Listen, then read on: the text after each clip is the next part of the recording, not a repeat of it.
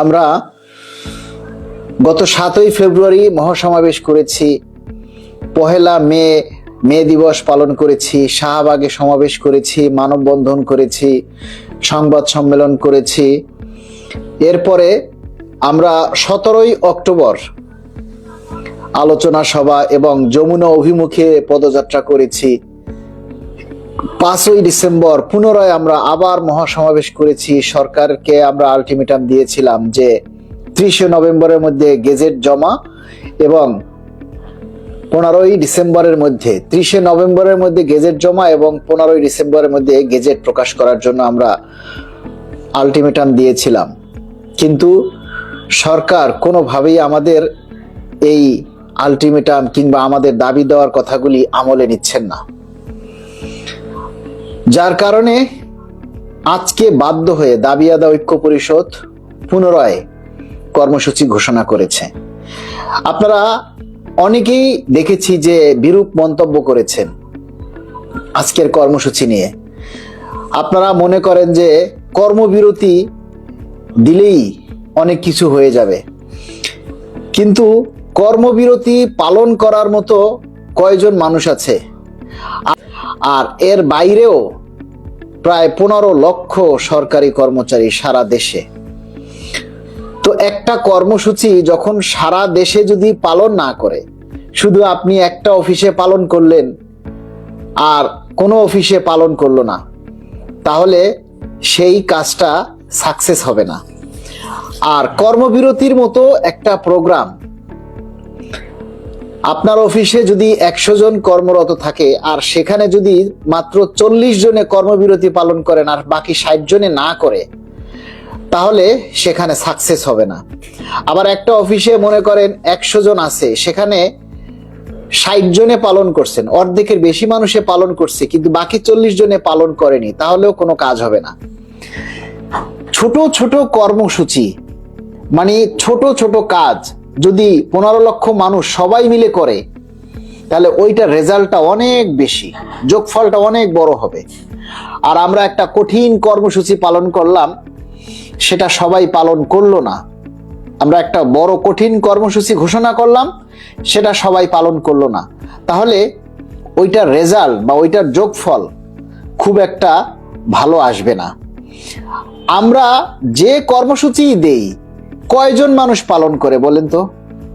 আমরা 5ই ডিসেম্বর মহাসমাবেশ করেছি, 15 লক্ষ কর্মচারী উপস্থিত হয়েছে। কত? 70-80 হাজার মানুষ উপস্থিত হয়েছে, 1 লক্ষ মানুষও কিন্তু উপস্থিত হয়নি। তাহলে বাকি মানুষগুলো কি করছে? তারা কি পে স্কেল পাবে না? এখন বাকি মানুষগুলোর দায়িত্ব কি এই বাকি যারা উপস্থিত হয়েছে তারাই নেবে? এভাবেই আপনারা চিন্তা করবেন যে যে কোনো কর্মসূচি হোক, যেটা ছোট হোক বড় হোক, যে কর্মসূচিটাই দেয়া হয়েছে, এই কর্মসূচিটাই যদি সারা দেশের প্রতিটা জেলা উপজেলায় পালন করে, তাহলে এইটার রেজাল্টই অনেক ভয়াবহ হবে। আগামী 2 জুন অর্থাৎ আগামী শুক্রবার সকাল 9:30 থেকে 12:30 পর্যন্ত প্রতীকী অনশন। এই অনশন কাজটা, প্রতীকী অনশনটা আগে বুঝতে হবে। প্রতীকী অনশন হচ্ছে একটা নির্দিষ্ট সময়ের জন্য আমরা না খেয়ে থাকবো এবং এটাকে বলে একটা প্রতিবাদ জানানো, আমাদের দাবি বাস্তবায়ন করার লক্ষ্যে। এই প্রতীকী অনশন 3.5 ঘন্টা বা 3 ঘন্টা যে প্রতীকী অনশন, সকাল 9:30 থেকে 12:30 পর্যন্ত বাংলাদেশের প্রতিটি জেলা উপজেলায় যে প্রেস ক্লাব রয়েছে, প্রতিটি জেলায় এবং প্রতিটি উপজেলায় কিন্তু প্রেস ক্লাব রয়েছে। এই প্রেস ক্লাবের সামনে আপনারা যারা দায়িত্বশীল আছেন, যারা উপজেলায় নেতৃত্ব দিচ্ছেন, যারা জেলায় নেতৃত্ব দিচ্ছেন, তারা প্রত্যেকেই যদি নিজের দায়িত্বে এই প্রতিটি জেলায় প্রতিটি উপজেলায় প্রেস ক্লাবের সামনে আপনারা শান্তিপূর্ণভাবে প্রতীকী অনশন কর্মসূচি পালন করবেন এবং একই সাথে আপনারা দাবি বাস্তবায়নের জন্য আপনারা কথা বলবেন, ঠিক আছে? আপনারা একটা ব্যানার বানাবেন।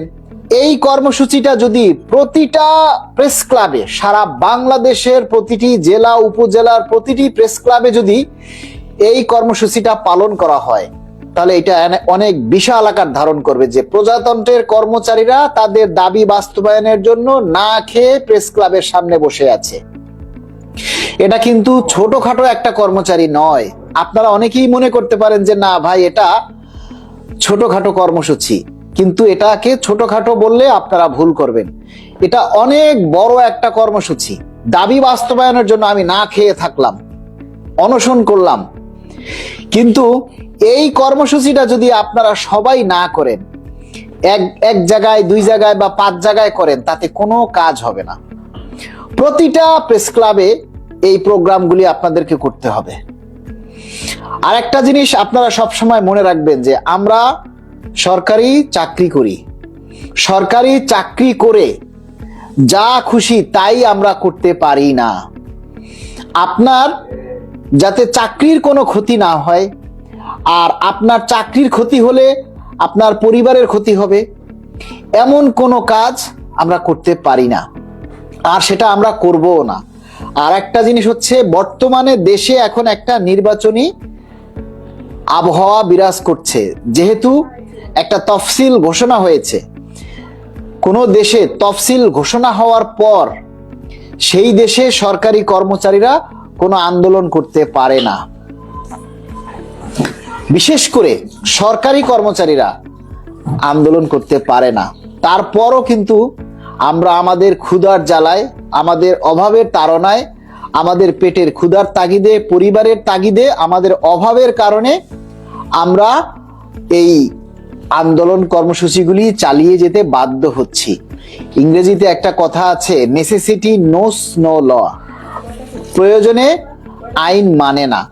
এই কথাটা আমাদের জন্য প্রযোজ্য যে আমরা এখন এমন একটা পর্যায়ে এসেছি, আমাদেরকে আন্দোলন সংগ্রামগুলো চালিয়ে যেতে হচ্ছে, কিন্তু সেটা করতে গেলেও আমাদেরকে কিন্তু নিয়ম শৃঙ্খলার মধ্যে থেকেই আমাদেরকে এই কাজগুলি করতে হবে। এই জিনিসগুলি আপনাদেরকে বুঝতে হবে। আপনারা অনেকেই দেখি নেতাদেরকে গালিগালাজ করছেন, এটা বলতেছেন, ওটা বলতেছেন। আপনি নেতার জায়গায় এসে দেখেন আপনি কি করতে পারেন। নেতাদেরও চাকরি করে খেতে হয়, নেতাদেরও নিয়ম শৃঙ্খলা মানতে হয়, কারণ নেতাদেরও পরিবার আছে। নেতার চাকরি চলে গেলে আপনি 2 টাকা দিয়েও সাহায্য করবেন না। আপনি চাকরি চলে গেলে, একজন নেতার যদি সাসপেন্ড হয়, একজন নেতার যদি চাকরি চলে যায়, আপনারা কেউ তার পাশে দাঁড়াবেন না, আপনারা কেউ তার পরিবারের পাশে দাঁড়াবেন না। Because we are not a political leader. আমরা কেউই কিন্তু রাজনৈতিক নেতা নই, আমরা সবাই সরকারি চাকরিজীবী। যেমন দেখেন ডিফেন্সে যারা চাকরি করে, পুলিশে, র্যাবে, সেনাবাহিনীতে, বিমান বাহিনীতে, নৌবাহিনীতে, বিজিবিতে যারা চাকরি করে, দেখেন তারা তাদের আইনগুলি এত কঠোর যে তারা একটা আন্দোলনে যোগ দিতে পারে না, নিজের অভাবের কথাটা পর্যন্ত তারা বলতে পারে না। তারা আমাদের এই যে আমরা দাবি দেওয়া করি, এখানে একটা শেয়ার পর্যন্ত তারা করতে পারে না। তাদের এত শৃঙ্খলা কেন? তারা তো সরকারি চাকরিজীবী, কেন পারে না? তারা নিয়ম শৃঙ্খলার মধ্যে আবদ্ধ। আমরাও যারা সরকারি কর্মচারী, আমরাও নিয়ম শৃঙ্খলার মধ্যে আমরা আবদ্ধ থাকি। আমাদের এই নিয়ম শৃঙ্খলাগুলি মেনেই আমাদের দাবি দেওয়াগুলি, আন্দোলনগুলি চালিয়ে যেতে হবে। আরে ভাই, আমরা তো জীবন দিয়ে তো কেউ আন্দোলন করব না। আমি আপনাদের দাবির কথাগুলি তুলে ধরতে গিয়ে, আপনারা সবাই জানেন যে আমি আপনাদের দাবির কথাগুলি তুলে ধরতে গিয়ে আমার শত্রু তৈরি হয়েছে, এবং সেই শত্রুতার জের হিসাবে আমার নামে একটা মিথ্যা ষড়যন্ত্র হয়েছে, যে মিথ্যা ষড়যন্ত্রের কারণে আমাকে সাসপেন্ড করা হয়েছিল। তখন আপনারা কি করেছেন? এই সাসপেন্ড থাকাকালীন সময় আমি যে মানসিক যন্ত্রণা ভোগ করেছি, আমার পরিবার যে মানসিক যন্ত্রণা ভোগ করেছে, সেটা তো কেউ বুঝবেন না। আর আমার এই সাসপেনশন উড্ড করার জন্য কেউ কিন্তু এগিয়ে আসেনি, কোনো সংগঠন এগিয়ে আসেনি। আপনি একটা কঠিন কর্মসূচি পালন করতে গিয়ে আজকে যদি আপনি আইনের আওতায় এসে যান, আপনি যদি গ্রেপ্তার হন, তখন ভাই কেউ আপনার পাশে দাঁড়াবে না। শুধু মুখে বললেই হয় না, it is easy to say but difficult to do.